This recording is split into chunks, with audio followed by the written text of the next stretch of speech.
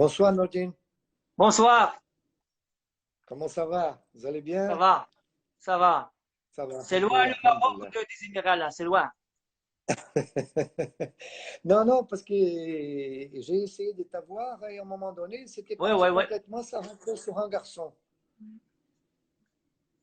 Des choses techniques qui arrivent. Tout à fait, c'est le modernisme Ah, parfois il nous cause ce genre de problèmes. bienvenue. Merci beaucoup. Il y a D'abord, je beaucoup de voudrais Marocains, souhaiter. il y a beaucoup de Marocains Mhm. qui veulent revoir Jorvan. Oui, avec plaisir. Je voudrais souhaiter à tous les Marocains, à tout le peuple marocain, une bonne continuation des ramadans et que tout le monde respecte les mesures sanitaires pour le bien de tout le monde, de notre Impeccable. santé, et qu'on fasse attention avec les personnes âgées qui sont les gens plus vulnérables. Et c'est très important qu'on fasse attention à ça. Et bon, en espérant que bientôt tout ça, ça va finir et on aura un monde beaucoup meilleur, Inch'Allah. D'accord. Alors Jorvan, qui vient au Maroc,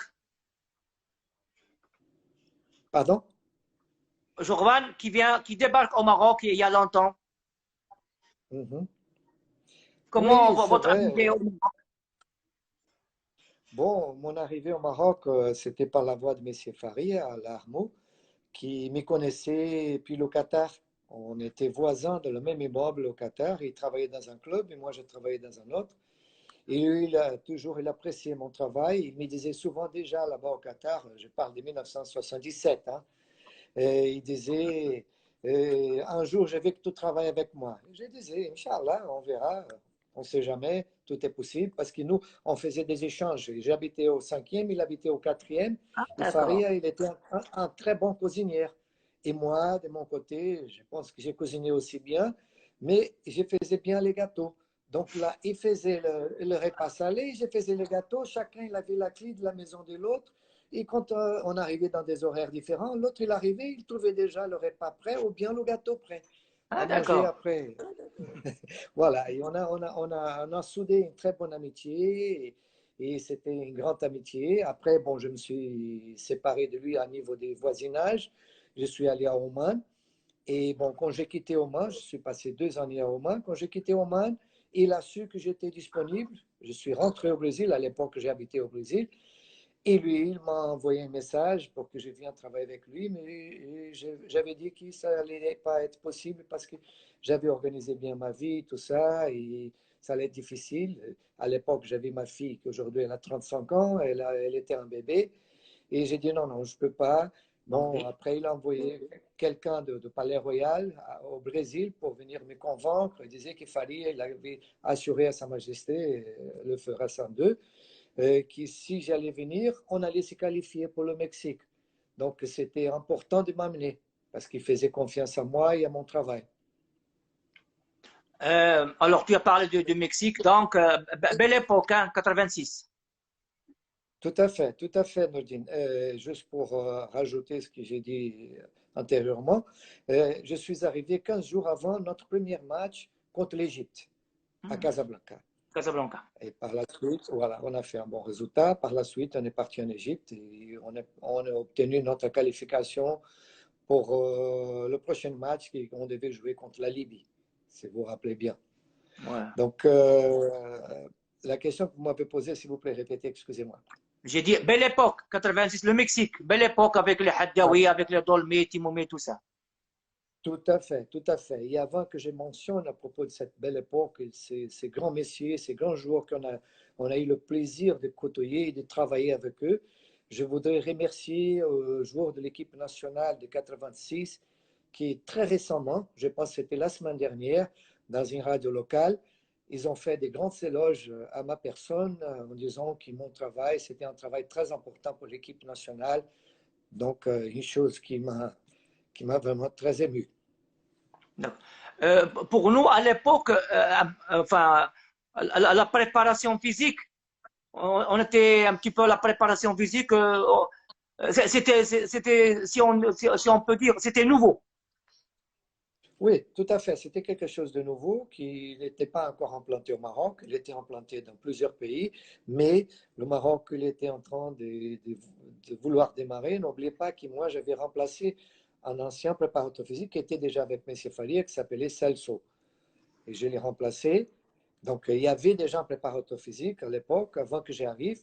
Donc, je suis venu, j'ai implanté ma façon de travailler avec toute la liberté, bien sûr avec l'accord de M. Faria, qui a toujours m'a donné toute la liberté de développer mon travail, et aussi la coopération de tous les jours qui ont été magnifiques. On avait quelques jours professionnels, tels comme Crimo, Radawi, Bouderbella, qui m'ont aidé énormément aussi dans ce domaine. Mais non, on ne peut pas négliger que les joueurs locaux aussi, ils ont été fantastiques, ils ont été des vrais pros, si je peux dire comme ça. Ils ont été vraiment des vrais pros et ils étaient vraiment avec le focus sur la responsabilité de qualifier l'équipe et d'aller au mondial. Et ce qui était arrivé. Donc, préparateur physique et puis adjoint. Oui, si vous voulez, on peut dire les deux fonctions parce que M. Farid, vous savez très bien, il s'occupait de l'équipe des phares. Et moi, quand je suis arrivé, il m'avait dit, s'il vous plaît, tu t'occupes de l'équipe nationale, je m'occupe des phares, et je ne t'amène pas au phare pour l'instant. Mais dans l'avenir, je vais t'amener parce que j'aurai besoin de tes services avec le phare. Mais au fur et à mesure, en fonction de ta disponibilité avec l'équipe nationale. Donc, moi, je faisais mon travail, j'ai appliqué le travail. À l'époque, je ne maîtrisais pas le français du tout. Et c'était Badou Zaki qui m'a aidé dans la traduction tout le temps, parce que Zaki parlait l'anglais et moi je parlais l'anglais. Zaki m'a aidé tout le temps dans la traduction, mais ça m'a poussé, ça m'a obligé d'apprendre à parler la langue de Molière. Battre le Portugal, c'était pas facile, hein? Non, pas du tout, c'était difficile. On a eu déjà avant le Portugal deux matchs très difficiles. C'était contre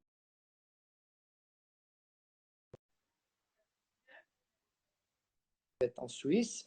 Le feu Bob Robson, un grand entraîneur, et il avait dit qu'après le tirage, il avait un grand costume en laine parce qu'il faisait très froid en Suisse.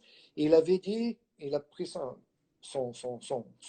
porte physique et lui, il a ouvert la poche. Il a dit, le Maroc, il est ici, dans la poche, après le tirage. Bon, et le jour qu'on avait joué contre l'Angleterre, qui s'était fini 1-0, et à peine ils ont fait 0-0 avec nous, si vous vous rappelez bien, dans la conférence de presse, c'était toujours moi qui parlais pour M. Farid, et Farid m'a donné toujours la liberté. Et à ce moment-là, nous deux, on avait posé la question à M. Robson, où était sa poche après Robson, le ouais, résultat Robson. qu'on avait fait contre l'Angleterre. Voilà, parce que, et ça nous a donné beaucoup de morale, de confiance pour continuer notre trajet. Et par la suite, c'était le match de Portugal, un match très difficile parce qu'il y avait des circonstances complètement différentes sur le plan atmosphérique, climat et tout ça, parce que vous vous rappelez bien, on était à Monterrey et on était obligé de se déplacer à Guadalajara. Donc, il fallait que je fasse une étude bien précis parce que c'était prévu en fonction du tirage au sort, comme on allait faire si on devait partir à Guadalajara pour la question de l'altitude, parce que Guadalajara, il y avait le problème d'altitude. C'était un risque énorme. Donc, et en fin de compte, j'ai calculé, j'ai discuté avec M. Faria, et lui, il était d'accord avec mon opinion, comme quoi on devait arriver à Guadalajara à la veille de match. Si on était arrivé bien avant, ça allait être difficile. Et donc, c'est ce qu'on a fait. On était arrivé à la veille et on a fait le grand match que tout le monde a vu, que tout le monde a vibré, Ouais. et un match passionné, un match fantastique, et qui a montré les qualités de Khairi Abdelrazak. Et de ces matchs, comme souvenir, j'ai le ballon de match chez moi au Portugal. Oh, J'ai le volé de l'arbitre. Excusez-moi le terme, excusez-moi ce terme. Donc, j'ai pris comme un souvenir. Bon, par la suite, c'était le match de l'Allemagne. Un match qu'on a très bien joué à niveau de circulation des balles, changement de côté d'un côté à l'autre. Si vous voyez ces matchs encore une fois, vous allez remarquer que dans le match Maroc-Allemagne, on a fait un seul dégagement de longue balle de notre surface. Tout le temps, Zaki, il sortait balle à la main d'un côté, de l'autre, comme si aujourd'hui, avec la nouvelle règle de football, oblige le gardien à jouer. Zaki, jouer. il était des années déjà en avance. Voilà, pour montrer vraiment la qualité, le talent de nos joueurs. Et on sortait toujours balle au pied, bonne circulation des balles. L'Allemagne avec une super équipe, avec Matthijs, Matthäus, Rummenigge, Alof, Félix Magath, Littbask, Schumacher. Une grande équipe, une grande grande équipe. équipe. D'ailleurs, ils sont allés en finale, si vous vous rappelez bien, ils sont allés en finale. Donc, c'était un os dur. Et bon, par chance, ils ont marqué le but à 2, 3 minutes de la fin, malheureusement pour nous. Mais je pense que notre performance, elle était nettement reconnue. C'était quelque chose d'inoubliable pour le reste de notre vie. Entre-temps, il y avait cette équipe Espoir là que vous préparez pour 94. Oui, effectivement, M. Fari, après la tâche de m'occuper de l'équipe première et de l'aider à l'équipe des phares, on a décidé de créer l'équipe Espoir. Équipe Espoir qui avait une nouvelle relève des grands jours qui sont devenus des grands jours après et que c'était de nouveaux talents qui ont voyé quelque chose dans ces garçons tels comme Mohamed Chauch, Bark Mustafa, Gibran Morad, Miziane, Kidi, Hafaïa, Khalid Azmi, Gilal Fadil, Benabish, Hassan Adir. Donc, il y avait une pléiade de joueurs magnifiques qui sont restés avec moi, c'était Moulay Rachid, pendant toute une année. Ils venaient, ils restaient avec moi toute la semaine et on les dispatchait au début de le week-end pour qu'ils partent aller jouer avec leur club. Donc, c'était un travail vraiment d'Hercule et à longue haleine. Et nous, on a bien réussi parce que par la suite, tous ces garçons, ils ont eu une grande réussite, que ce soit à l'Ouidad, à l'étranger, au Raja, à Hassani, au Phare. Donc, il y avait Reidamou aussi avec nous, j'ai oublié de mentionner, parce qu'il y a tellement qui, parfois, Ouais, ça ouais, nous ouais. échappe certainement, et qui me pardonnent, que les joueurs que je ne mentionne pas leur nom, qui me pardonnent. Ouais. Donc, Monsieur Faria et Jorvan, parce que cette époque-là, l'Afrique, il y avait beaucoup d'entraîneurs connus en Afrique, et vous, vous êtes aussi devenu connu.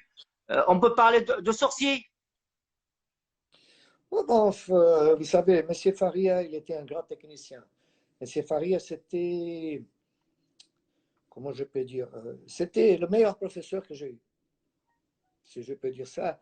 Et la réussite de ma carrière aujourd'hui, je dois beaucoup à M. Faria.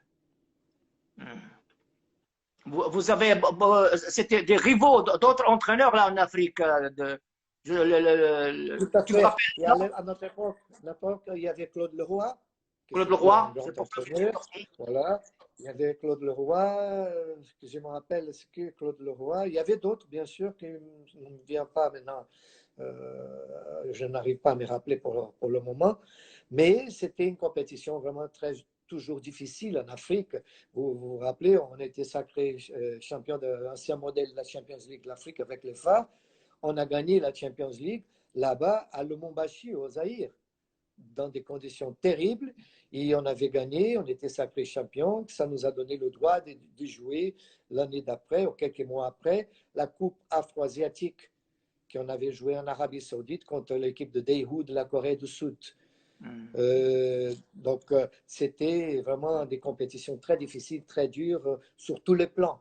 Et bon, il fallait, c'était un homme très intelligent, avec une vision énorme et préméditer les choses d'avance. Donc, il facilitait le travail de tout le monde, c'est ça la vérité.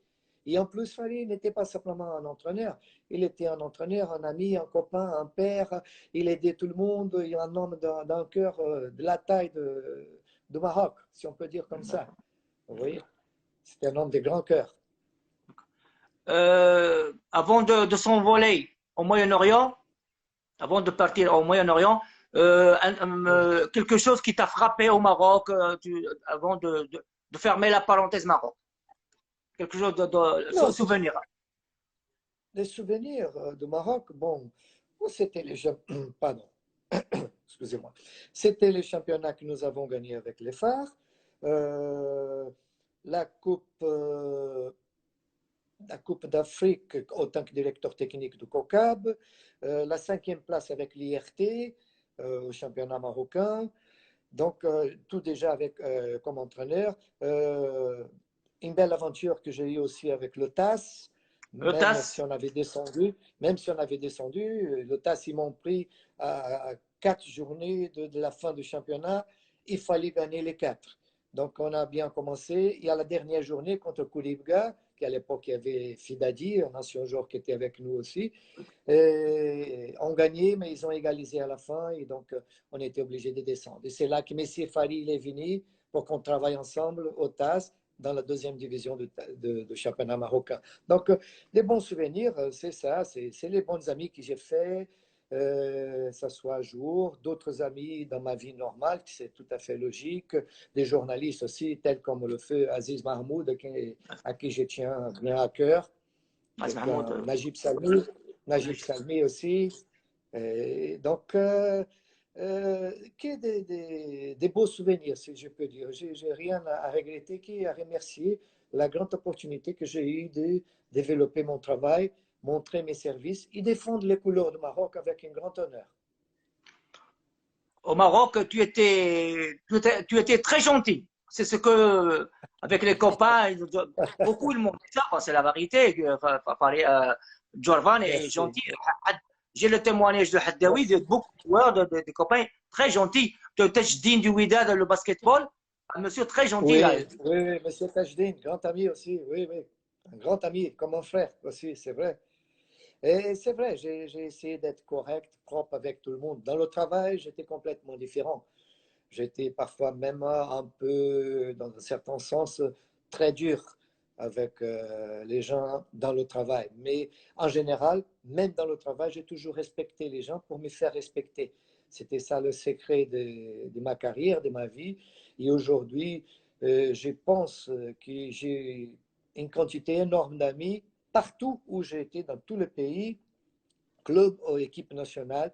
J'ai fait que des amis. Jusqu'à présent, pour vous donner une idée, j'étais entraîneur de l'équipe nationale d'Oman junior en 1979, 19, 80, 81.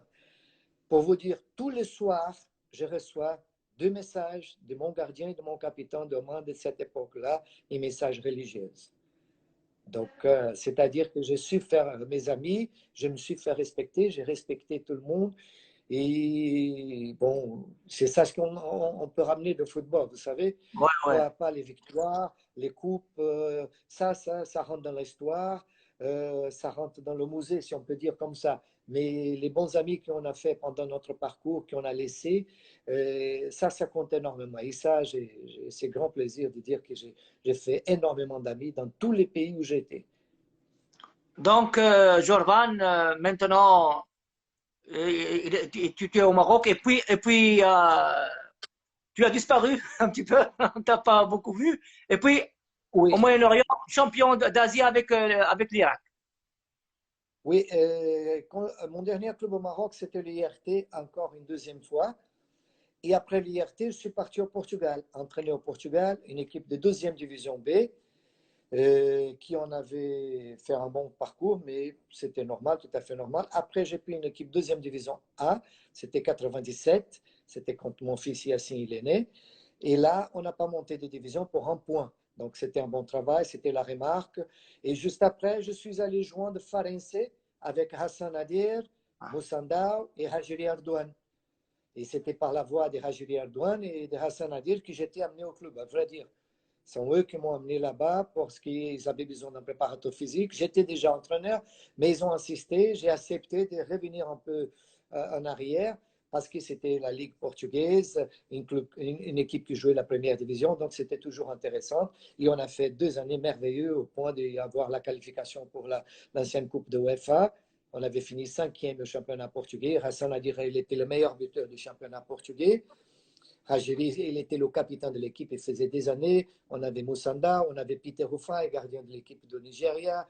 On avait une super Oui. équipe. Et on a fait un parcours magnifique. Bon, après ça, je suis retourné au pays de Golfe. Quand je suis retourné, l'équipe de Kadzia pour remplacer Philippe Scolari. Et j'avais gagné le championnat de Koweït avec l'équipe de Kadzia et la Coupe de l'Émir aussi. On avait fait le double cette année. Et bon, et après 4 j'ai commencé à aller un peu d'ici, de là et d'autres aventures parce que j'ai dit à tous mes amis intimes, et aujourd'hui je peux dire ça parce que je suis avec que des amis et on est dans notre intimité, je suis le Bimbattuta del Cora. J'ai pas entendu cela. Je suis le Bimbattuta del Cora. Ah, Ibn Battuta. Voilà, parce que Voilà, voilà, j'étais un peu partout voilà, voilà, et historien. j'ai circulé partout dans plusieurs pays, Koweït, et je suis parti après le Koweït, je suis parti en Égypte, j'ai pris l'équipe d'Ismaïli et j'ai formé la plus belle équipe qu'Ismaïl ils ont eue dans leur histoire avec Barakat, Islam Chat, John Otaka. Et j'ai amené aussi Abdelkader Brazil, le frère Abdelkader Brazil, gardien de phare. C'est moi qui l'ai amené là-bas, Ismaïl, à l'époque. Et on a fait un très beau championnat. Et juste après, l'équipe de l'Arli, ils ont pris presque 90% de cette équipe. Ils ont amené l'entraîneur portugais Manuel José. Et là, ils ont gagné les titres, tous les titres que vous êtes connaisseurs de tous les titres que l'Arli ils ont gagnés. Donc, c'était un autre parcours. Après l'Ismaïli, je suis parti à Oman, réparti à Oman, pour prendre l'équipe nationale olympique, pour jouer la qualification pour la Coupe d'Asie des moins de 20 ans qui allait être jouée en Iran. Et bon, on était allé jouer au Liban, 5 équipes à jouer, Oman la moins côté, Oman et Tadjikistan, les deux moins côté. Il y avait le Liban, la Syrie et le Qatar qui venait d'arriver de la Coupe du Monde. Déjà. Oui. Et une seule équipe pouvait obtenir la qualification, et c'était nous. Ils ont Ah, obtenu la qualification. On est parti en Iran pour jouer la Coupe d'Asie et on n'était pas parti au mondial de l'Argentine de 2001 pour un point. Exactement contre l'équipe nationale de Koweït. Le dernier match, on gagnait 1-0 et à la dernière minute, on a encaissé un but et ils ont égalisé. On n'a pas pu passer pour aller au mondial 2001.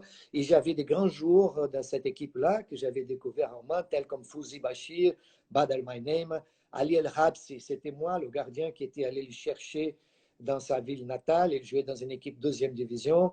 Et Saif Sultan, plusieurs grands joueurs qui sont devenus après dans l'équipe première. un vrai Ibn Battuta, hein? Bon, et après Oman, après Oman, j'ai continué à circuler un petit peu. Et maintenant, il faut me rappeler du tout. Mais bon, à vrai dire, c'est un total de 21 clubs et 6 équipes Ah, nationales. 21 clubs. Voilà. J'ai vu ça sur, Et 6 équipes nationales. j'ai vu ça sur Google. J'ai vu le nombre d'équipes. J'ai pas pu les noter, hein. Il y avait beaucoup. J'ai Exactement. pas Et pu les bon, noter. il y a aussi des écrivains qui ont écrit des livres concernant ma vie, mon histoire. Il y a 2 livres qui vont apparaître très récemment, un d'un écrivain de Venezuela et un autre d'un journaliste italien. Bientôt, ça va sortir. Et bientôt, je vais avoir un film fait par le producteur de Hollywood. On a déjà signé le contrat sur mon histoire et l'aventure avec l'Irak.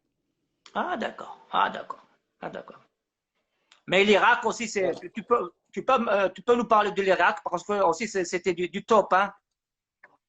Oui, l'Irak, c'était quelque chose d'extra parce que, à vrai dire, avant de signer avec l'Irak, j'étais avec une petite équipe de l'Arabie Saoudite qui venait de monter en première division et j'étais invité par un manager qui est un ami à moi, M. Al-Gouloun, et qui m'avait proposé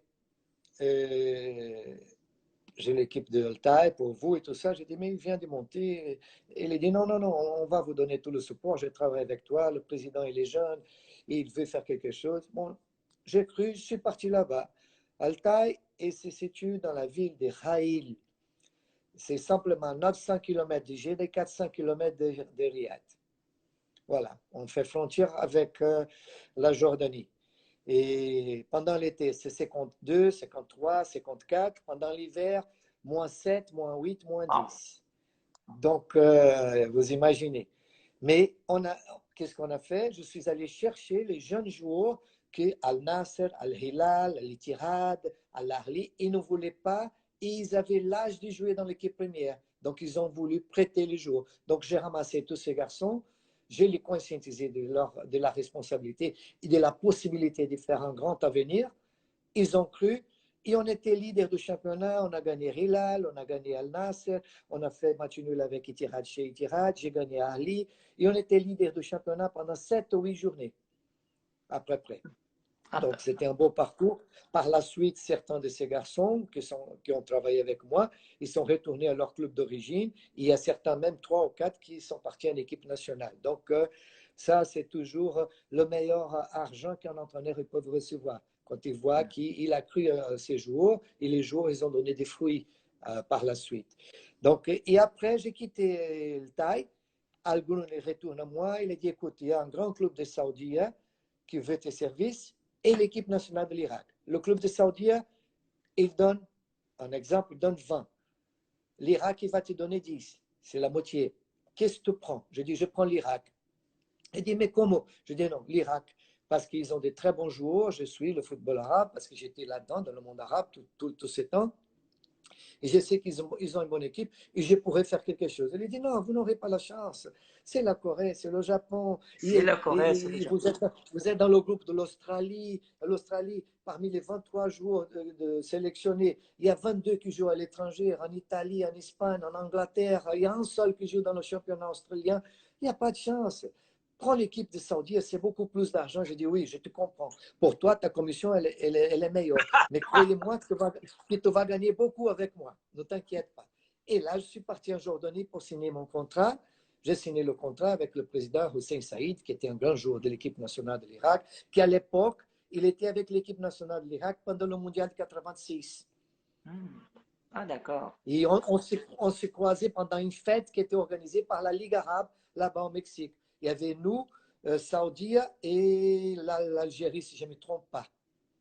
Les 3 équipes d'origine arabe qui étaient là-bas. Saoudia, Maroc et, si je ne me trompe pas, l'Algérie qui était là-bas. Ils ont fait une grande fête, nous ont offert des médailles et tout ça. Et j'ai rencontré Hossein Saïd. J'ai eu une photo avec lui de cette époque, de 86.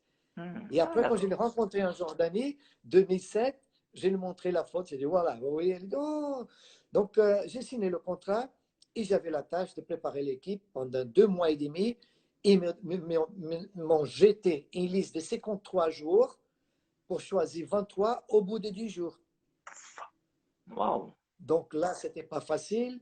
Et en plus, j'ai eu une bonne idée, j'ai dit. Mais à l'époque, c'était la mauvaise idée pour eux d'aller chercher des joueurs de l'équipe olympique qui étaient en stage en Jordanie à Amman. Ils ont dit, coach, mais on a déjà 53. J'ai dit, je veux voir les Olympiens. Laissez-moi voir parce que c'est sûr qu'il y a quelque chose. Et ces autres-là, je dis, on va voir. Et là, j'ai commencé à faire le triage, enlever d'ici, enlever de là. Avant cette Coupe d'Asie, on avait la Coupe de l'Ouest de l'Asie qui allait être jouée en Jordanie, qui avait la Syrie, l'Iran, l'Irak, la Jordanie. Ça m'échappe maintenant d'autres pays qui étaient là-dedans. Et bon, c'était le moment de tester certains joueurs pour voir qu'est-ce qu'ils allaient donner, si je pouvais les amener avec moi pour la Coupe d'Asie, la vraie Coupe d'Asie, la grande Coupe d'Asie, si on peut dire comme ça. Bon. Et moi, je suis allé, entre-temps, assister des matchs d'entraînement de l'équipe olympique. J'ai pris 4 Olympiens. 4 joueurs de l'équipe, 5 joueurs de l'équipe olympique. Et parmi les 5, 4 ils sont partis dans mes groupes de 23. Donc, imaginez comme ce n'était pas facile. Au point que le capitaine de l'équipe nationale de l'Irak, qui était capitaine, il faisait des années, il était écarté carrément de groupe. Pour des choix tactiques. Pas un grand messier, quelqu'un magnifique, adorable. On a des relations jusqu'à aujourd'hui. Il est entraîneur. Je lui subventionne beaucoup d'exercices, beaucoup de choses. On est en contact souvent. Haïdar. Et j'étais obligé de l'écarter. Et comme j'ai pris, par exemple, Jassin Golan, le chauve qui jouait dans l'axe central, Jassin Golan, on faisait les entraînements tous les jours en Jordanie. On était dans un hôtel au centre-ville et on prenait le bus et on menait 1h30 de bus avec un trafic terrible. Le trafic à Amman, il est terrible.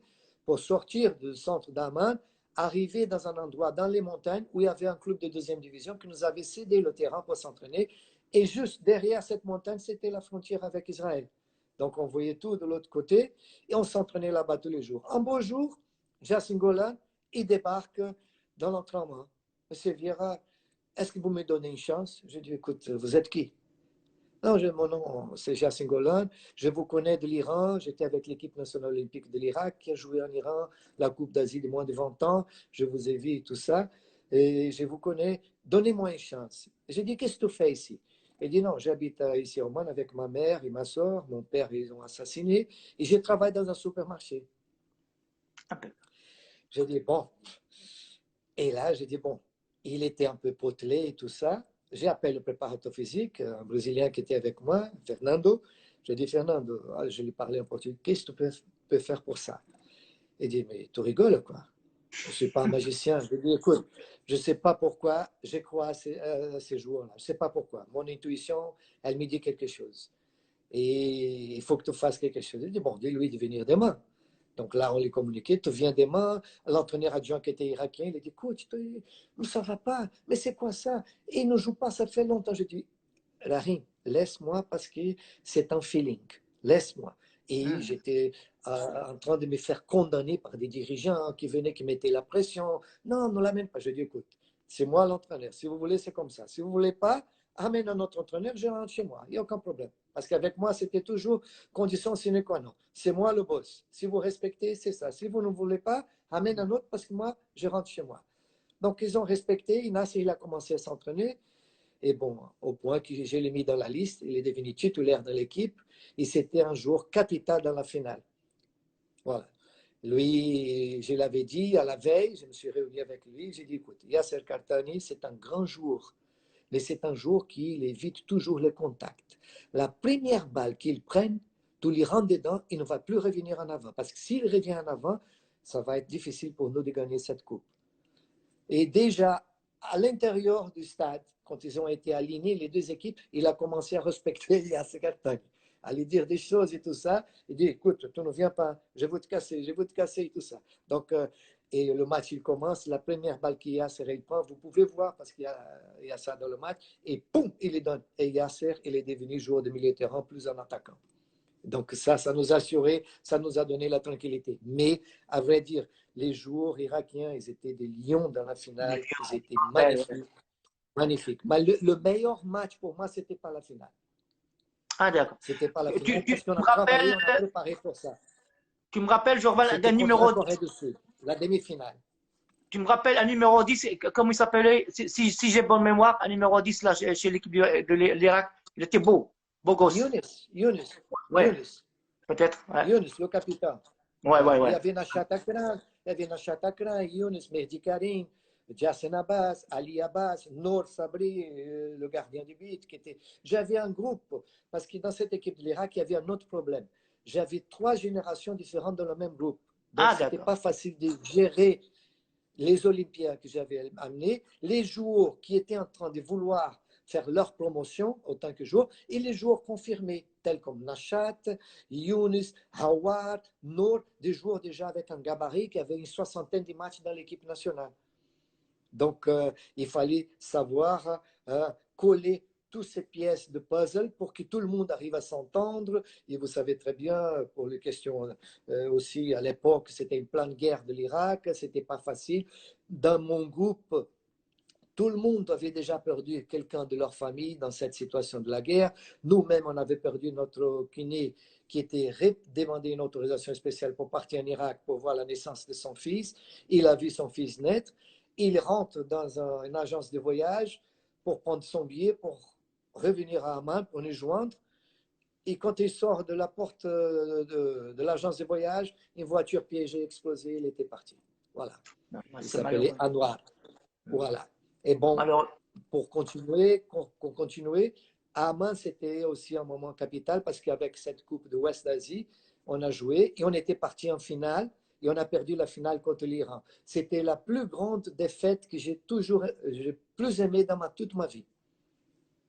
Même si on a perdu une finale. Parce que si on avait gagné, on n'allait pas faire le même parcours dans la prochaine Coupe d'Asie. Parce que les joueurs, ils ont commencé à gagner une autre confiance, que ça allait être dangereux. Et la preuve, c'est que les matchs de préparation, déjà, on a fait notre dernière préparation en Corée du Sud, dans l'île de Jeju. Les matchs de préparation, on se fait écraser dans tous les matchs à 4-0, 4-1 et 4-2. Dans tous les matchs de préparation. On se fait écraser. Mais c'était très important, ça, pour remouer le jour et les faire se réveiller, ouvrir les yeux et voir la réalité complètement différente. C'est ça ce qui nous a donné vraiment la force d'aller en avant pour gagner, faire quelque chose. Et en plus, j'avais établi un slogan avec les jours en fonction de la situation politique, la guerre dans le pays. J'ai dit, écoute, nous sommes là pour gagner cette Coupe d'Afrique. C'est ce que je disais souvent. Pour gagner cette Coupe d'Asie, pardon, pour le peuple, il faut qu'on amène un sourire dans les lèvres du peuple irakien. Parce que ça fait longtemps qu'il ne sourit pas. Et Oui. d'ailleurs, j'ai une petite histoire à te raconter. Quand j'ai signé le contrat avec M. Hussein Saïd, il n'avait pas mis des primes, des qualifications, quart de finale, demi-finale, finale. J'ai dit, Monsieur Hussein, vous n'avez rien mis dans le contrat des primes et tout ça. Et il s'est retourné vers moi. Monsieur Vieira, écoutez, on n'a jamais passé des quarts de finale. Il n'aura pas de primes. J'ai dit, non, non, non, il faut mettre des primes parce que je veux aller jouer la finale. Il n'a pas cru. Et ça, je lui ai dit le jour de signer le contrat. J'avais un pressentiment en sixième sens qui me disait quelque chose. D'accord, d'accord. Tu suis un petit peu le championnat marocain, le Raja, le Wydad, Berkane, un petit peu, le Hajduk. Relativement, le Berkane qui fait un grand parcours, le Raja, le Wydad qui vont jouer maintenant contre l'Ahli Zamalek pour la Champions League. On risque d'avoir une finale marocaine, ou une finale égyptienne, ou une finale mixte. Hein? Un mot sur les deux équipes-là égyptiennes, parce que le Raja, il va retrouver l'Ismaili. Bon, Ismail, c'est une équipe que j'ai entraînée l'année dernière, mais c'est une équipe totalement différente.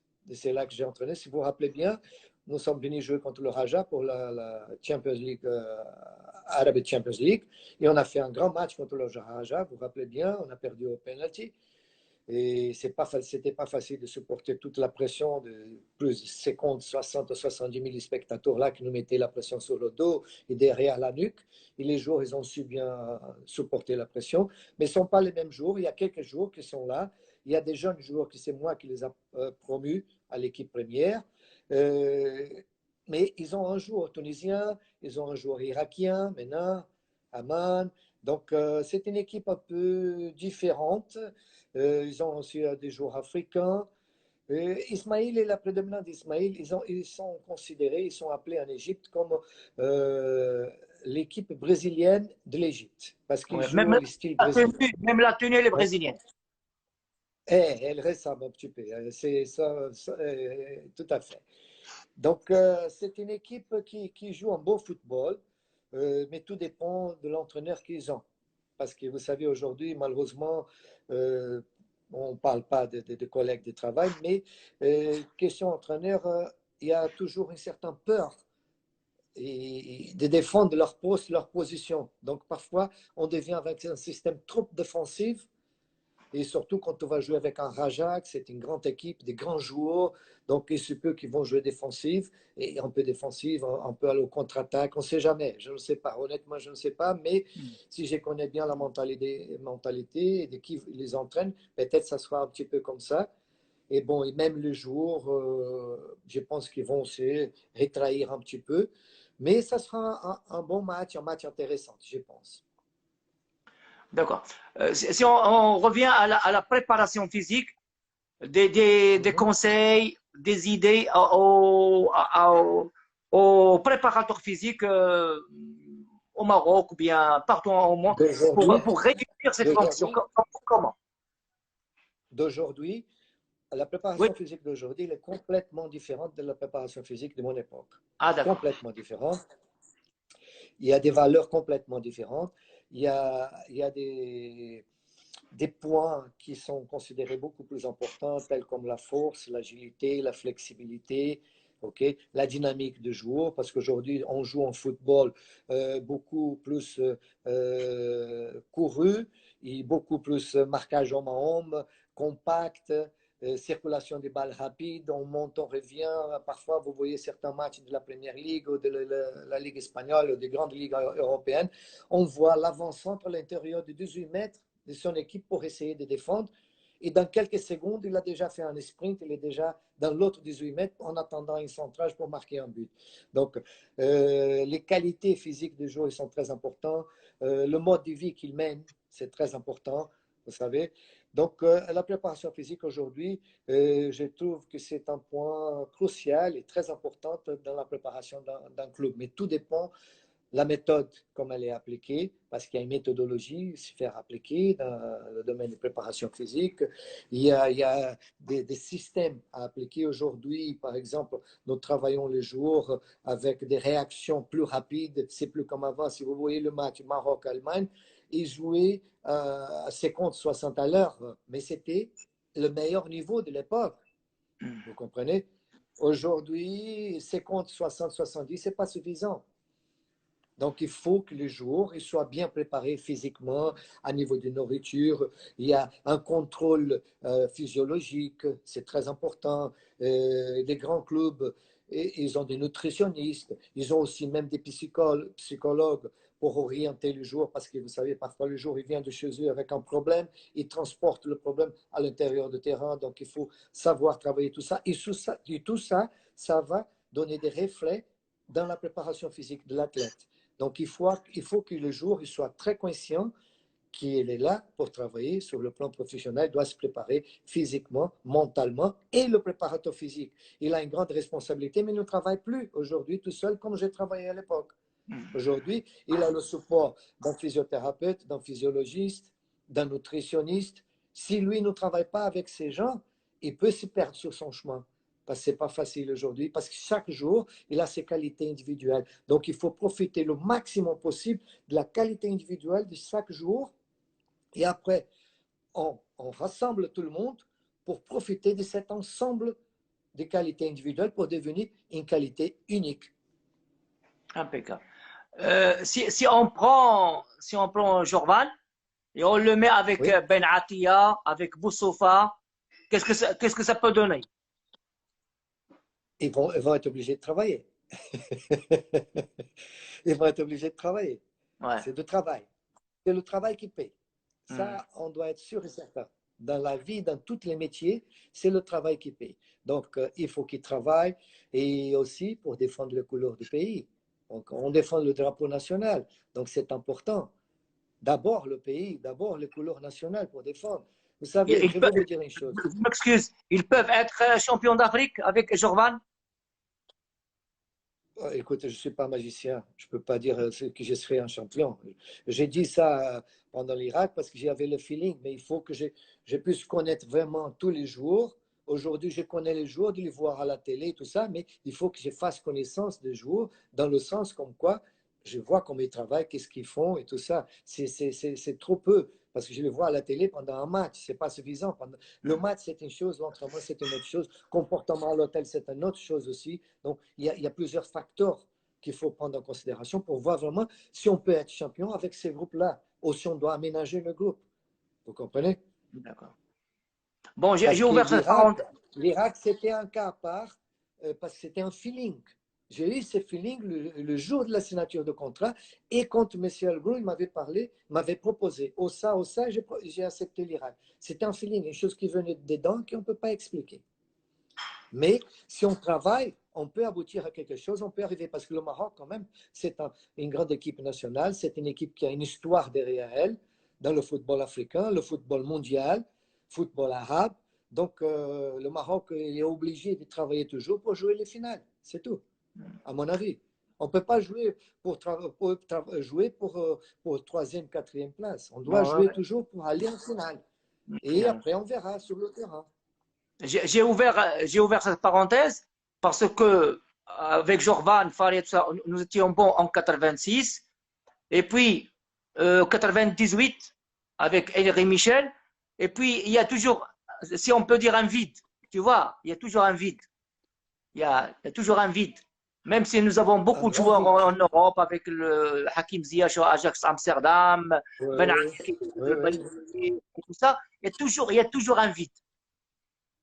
Tout à fait. C'est un grand vide. C'est pas un vide, c'est un grand vide parce qu'avec cette pléiade de joueurs qui aujourd'hui, ils sont des pros, ils évoluent dans des clubs vraiment pros, ils jouent dans des ligues ils sont des ligues, le championnat, ils sont très durs. Et à notre époque, on avait 3 ou 4 pros et on a fait ce qu'on a fait. Vous voyez? Donc, ils sont obligés de faire quelque chose, je pense, oui. Mais dans ces grands vides que vous avez mentionnés là, il y a aussi parfois, si vous me permettez, j'espère que les gens ne me tiennent pas mal, mais je suis un homme franc. Je pense qu'il faut savoir choisir les hommes qui vont diriger ces joueurs. Vous comprenez? Il faut savoir choisir les hommes qui vont contrôler l'orchestre. C'est celui-là qui a la baguette. Il n'a pas besoin de rien d'autre. Il n'a pas besoin d'un violoncelle, une batterie, un violin. Il a besoin de la baguette. Donc, il faut savoir choisir. Et je pense que pendant ces grands vides, il y a eu des choix. Les entraîneurs n'ont pas réussi. Et en plus, sur le plan financier, il y a eu énormément de possibilités financières pour faire l'équipe évoluer beaucoup mieux.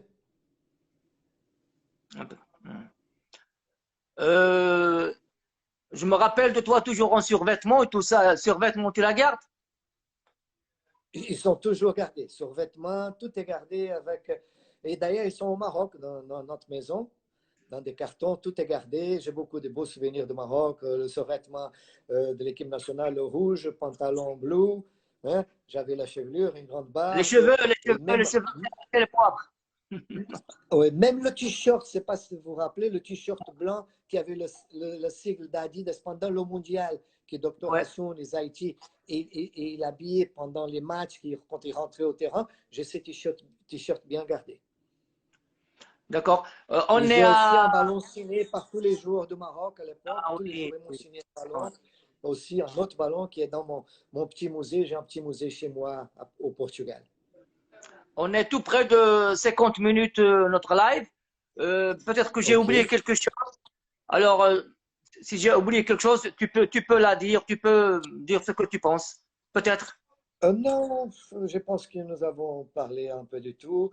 J'espère bien que le Maroc il puisse réussir parce qu'il va avoir des compétitions très difficiles, que ce soit au niveau d'équipe nationale, que ce soit au niveau des clubs. Et il faut qu'on représente bien le Maroc parce que le Maroc il mérite le meilleur. Et il y a une nouvelle génération que je vois, même pendant le championnat marocain, des joueurs qui évoluent au championnat marocain, qui sont pleins de talents. Donc on devait lui donner un peu d'attention et de l'importance. Et pourquoi pas essayer de faire un mélange. Il ne faut pas prendre en considération, ah, ils n'ont pas d'expérience, ils ne sont pas des pros. Le pro, c'est quand on est pro dans la tête, pas dans le papier. Vous comprenez? Vous devez être pro dans la tête, pas dans un papier. Oh, j'ai signé un contrat, je suis pro. Non, non, c'est pas par là. Pro, c'est dans la tête, c'est conscientiser que vous êtes un pro et que vous avez des engagements et des responsabilités. Et je pense qu'il y a certains jours qui évoluent dans le championnat marocain, qu'aujourd'hui, ils seront capables de se battre à cœur au fond pour l'équipe nationale marocaine. C'est mon opinion. Peut-être que je me trompe. C'est quand on va les exposer dans les matchs officiels qu'on va voir vraiment si j'ai raison ou si j'ai tort. C'est ça, c'est bien ça. Jorvan, aujourd'hui, voilà. Jorvan, aujourd'hui, qu'est-ce qu'il fait? Aujourd'hui, actuellement, je suis confiné à Dubaï par une question des chances. Parce que je suis venu ici pour régler des choses personnelles, parce qu'on habitait aux Émirats pendant 10 années consécutives.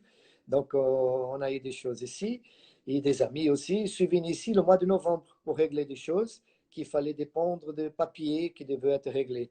Malheureusement, les papiers ont retardé un petit peu. Et contre il y a eu même un moment donné qu'un papier, il fallait qu'on refasse ces papiers. La Dubaï TV, ils m'ont invité à travailler avec eux pour les commentaires et analyses des matchs de la Coupe du Président. C'était les matchs éliminatoires, les quarts de finale et demi-finales. Et j'ai accepté, je me suis mis d'accord avec eux. Et subitement, les papiers sont restés OK, prêts, mais je ne pouvais plus partir parce que j'avais l'engagement avec Dubaï TV. Donc là, j'ai commencé à travailler. Subitement, on a eu ces problèmes de Covid. Et donc, ils ont tout fermé, ils ont tout bloqué. Je n'ai pas pu partir. Et aujourd'hui, ça fait 58 jours, je suis enfermé dans un appartement sans sortie. Je pense que ma porte, elle a même la rue. Elle n'ouvre plus. Tu vois? Mais c'est un sacrifice qu'on doit faire pour notre propre bien. Alhamdoulilah, j'ai une bonne santé, mais dans cet appartement, je m'en occupe bien de ma vie, j'ai fait ce qu'il faut faire, c'est-à-dire mes responsabilités. Je dois nettoyer l'appartement, j'ai cuisiné, je dois cuisiner, j'adore bien de faire la cuisine, j'ai fait des exercices avec les bandes élastiques et j'ai fait aussi des cours online de la Fédération portugaise, de l'Association nationale des entraîneurs de Portugal, la Fédération anglaise de Mexique. Il y a un séminaire qui j'y participe.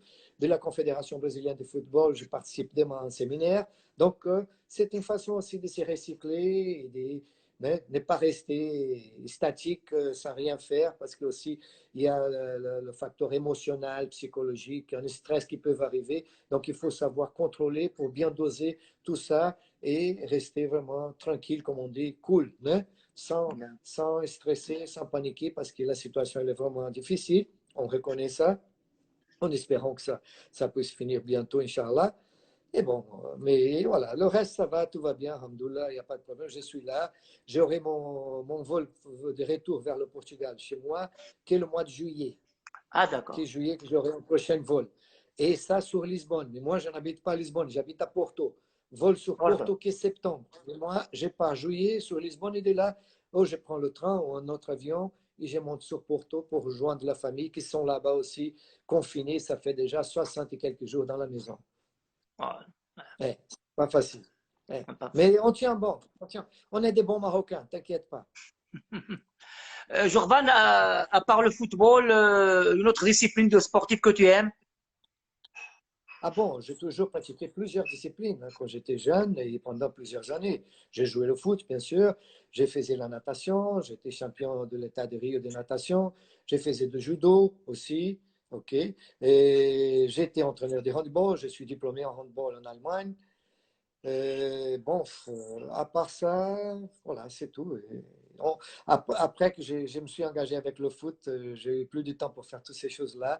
Et ce que j'ai fait, c'est juste un petit maintien sur le plan physique et mental, parce qu'avec l'âge, elle arrive, on doit faire attention et on doit se maintenir pour notre propre santé.